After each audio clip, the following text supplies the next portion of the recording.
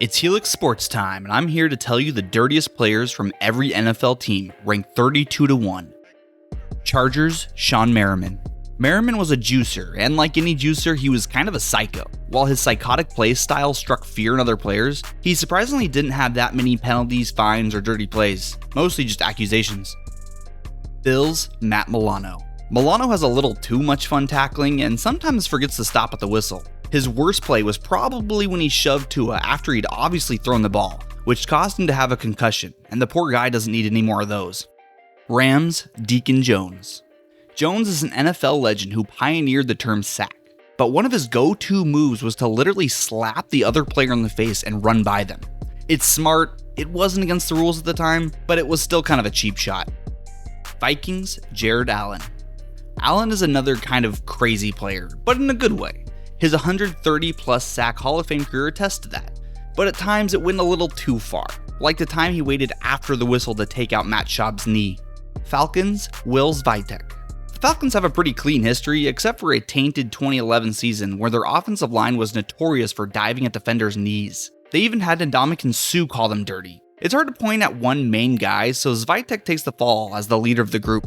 Jets, Johnny Sample. The crazy club gets another member in Sample who was a bigger health threat than polio in the 50s and 60s. Sample was a terror on the field and didn't try to hide it. He even wrote a book about how dirty he was.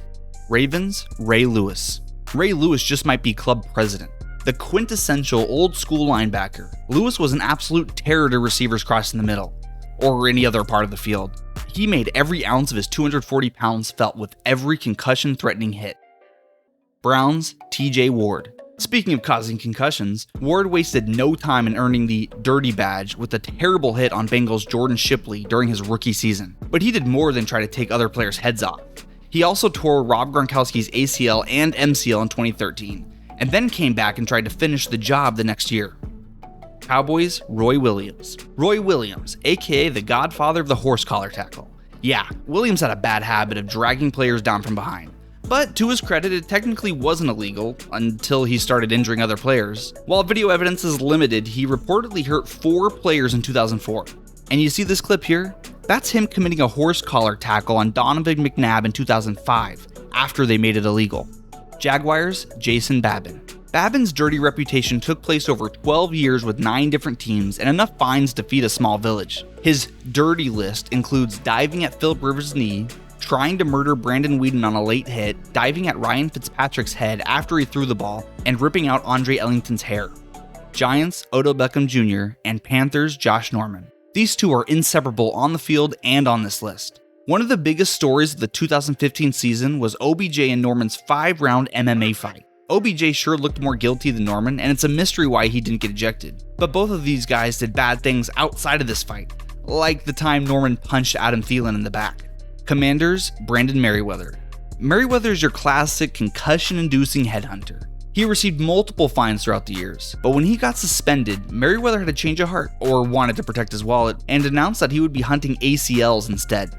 Dolphins, Richie Incognito. He was known as an eye poker, a punch thrower, and a bully. His long career of overly aggressive and dirty play is somehow overshadowed by the time he bullied his own teammate. If that's what he does to the guys on his side, just think about how bad he is to the other team. Colts, Bill Pellington. Welcome back to the Crazy Club with another founding member. Pellington's time with the Colts in the 50s and 60s was just that, crazy. He was absolutely insane. His reckless play injured other players and scared the refs and even his own teammates. Seahawks, DK Metcalf.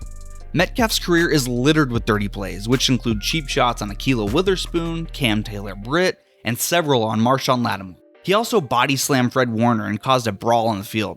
It almost seems like he's looking for any chance to start a fight, which is a good way to get on this list. Eagles, Andre Waters. Andre Dirty Waters was so dirty that he literally changed the game. You heard that right. Waters had a unique way of tackling quarterbacks where he would throw his body at their knees. A particularly bad hit on Jim Everett in '88 led to a new rule that made those hits illegal, but that didn't stop Mr. Dirty Waters from diving at Rich Gannon a couple years later. Patriots, Rodney Harrison. Harrison is another hard hitter who was showered with fines over his career and was even suspended for a helmet-to-helmet hit on Jerry Rice when he was 40. Elder abuse is definitely dirty play. He was so bad that the other players voted him the dirtiest player in the NFL. Packers, Charles Martin. Martin is as dirty as they come and didn't hide it. He would literally wear a towel with the numbers of players he intended to hurt.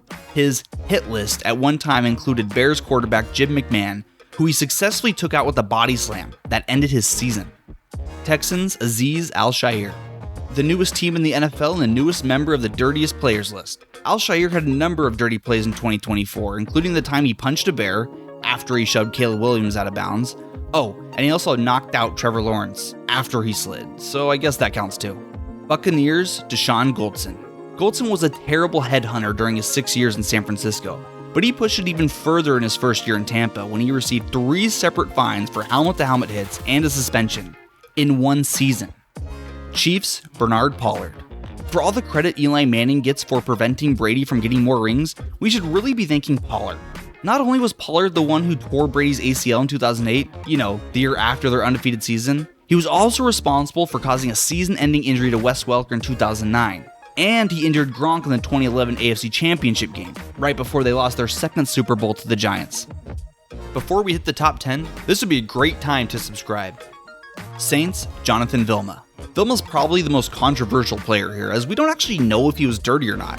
Vilma was the Saints' defensive captain during the Bounty Gate season and was suspended for an entire season after an investigation found that he offered $10,000 for anyone who could injure Brett Favre in the 2009 NFC Championship game.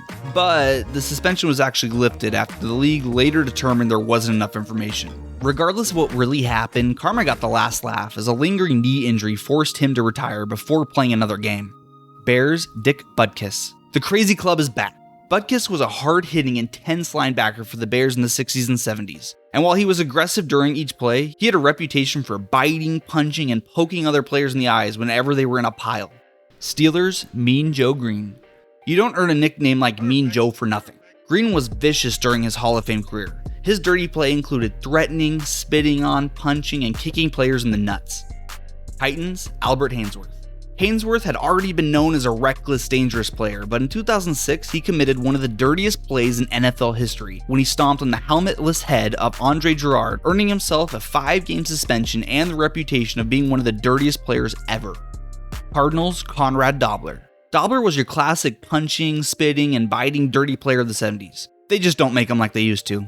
Dobler also had a reputation for attacking the other team's best players too. He punched Mean Joe, spat on Eagles All-Pro linebacker Bill Burgee while he was injured, and kicked Vikings Hall of Famer Merlin Olsen in the head. Dobler earned his way to the cover of Sports Illustrated Dirtiest Players issue in 1977. 49ers Kevin Gogan. Nothing was off limits for Gogan, who resorted to eye-gouging, kicking, and even some below-the-belt hits. I'll let you use your imagination on that one. He was also honored on the cover of Sports Illustrated's Dirtiest Players issue in 1998. Bengals Vontaze Burfict. Unlike a lot of the hard hitters in the 70s and 80s, Burfict was a repeat offending concussion artist throughout the 2010s. When the league was actually trying to prevent those hits. Burfict was suspended for a total of 19 games. 19.